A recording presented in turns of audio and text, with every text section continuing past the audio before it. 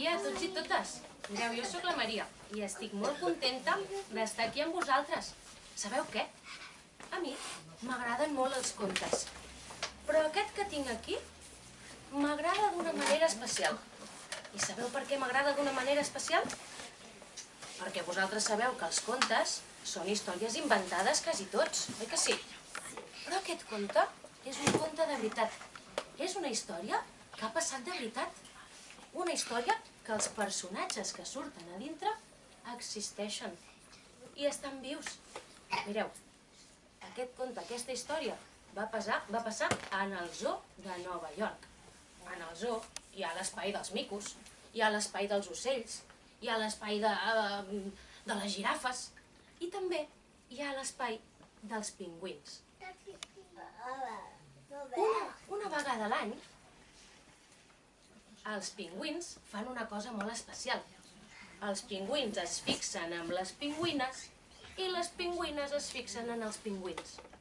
I quan un pingüí i una pingüina s'agraden, es fan nòvios. Però sabeu què va passar? Hi havia una parella de pingüins molt especials. Un es deia Roy i l'altre es deia Silo. En Roy i en Silo eren dos pingüins mascles, que vol dir que eren dos pingüins nois. En Roy i en Silo ho feien tots junts, es feien reverències, se n'anaven a passejar, se n'anaven a nedar. Allà on anava el Roy, en Silo sempre el seguia. Estaven molt contents d'estar junts.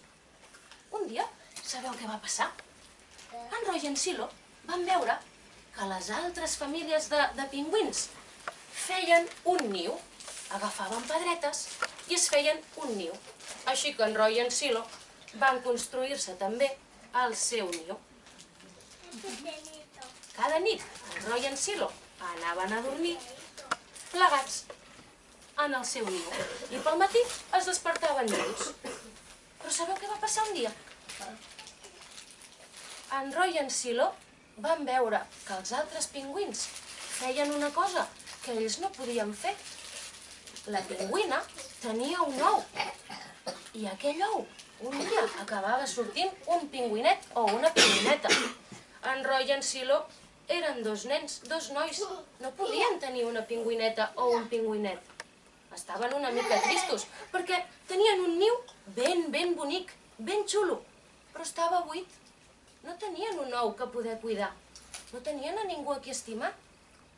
Un dia, en Silo va trobar una cosa que s'assemblava molt a un ou.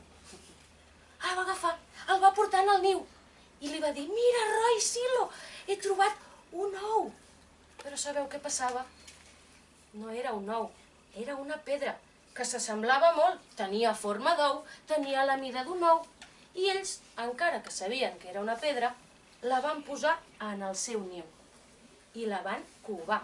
Sabeu què vol dir covar? Li donaven escalforeta.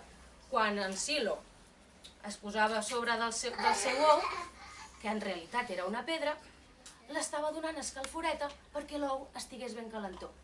Quan en Silo estava cansat, s'hi posava en Roy.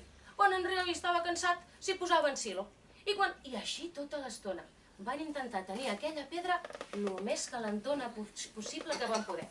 I van estar dies i dies i dies i dies intentant que aquella pedreta estigués ben calentona. Però creieu que va passar alguna cosa? No. Creieu que va sortir un pingüí o una pingüineta? No. No, perquè era una pedra, oi que sí? En Roy i en Silo s'hi van esforçar molt, però no va sortir cap fillet ni cap filleta d'aquell ou, perquè era una pedra. En senyor Granzai, que era l'encarregat de cuidar els pingüins, va dir: "Jo crec que aquests dos pingüins estan enamorats i volen ser pares. Ja sé què faré." Hi havia una altra parella de pingüins que havia tingut dos ous i no podien cuidar-los a tots dos. En senyor Granzai va agafar un ou d'aquells pingüins que en tenien dos i el van posar en el niu del Roy i el Silo. En Roy i el Silo sabien perfectament què havien de fer. Es posaven a sobre de l'ou i el covaven, li donaven escalforeta. Quan un estava cansat, s'hi posava l'altre. Quan un tenia gana, s'hi posava l'altre i es anaven canviant per tenir aquell ou ben calentó, ben calentó. Cada dia el giraven una mica perquè estigués ben calentó per tots els costats. Un dia, de dintre de l'ou es va sentir piu, piu, piu. En Roy i en Silo es van emocionar, es van posar ben contents i li van dir quac, quac, quac. I de dintre es va tornar a sentir piu, piu, piu. I ells van dir quac, quac, quac. I sabeu què? Va començar a sortir un foradet ben petitó en l'ou. I aquest forat, cada vegada, es va anar fent més gran, més gran, més gran, més gran, fins que de cop i volta, catacac! Va sortir d'allà una pingüineta. Era tota blanca, les plomes les tenia molt suaus i tenia un bec negre molt graciós. En Roy i en Silo ja eren pares. La van ensenyar a demanar menjar. L'abraçaven per la nit perquè no tingués fred. I quan la Tango, que és com li van posar de nom, es va fer gran, la van ensenyar a nedar. I se'n van anar amb totes les altres famílies de pingüins a l'aigua a ensenyar-los a nedar.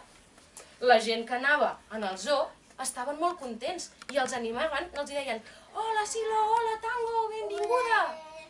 Tots el volien veure en aquestes famílies.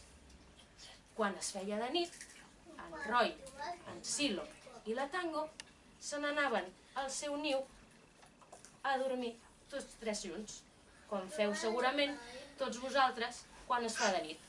Oi que sí? I conte, aquest conte ja s'ha acabat.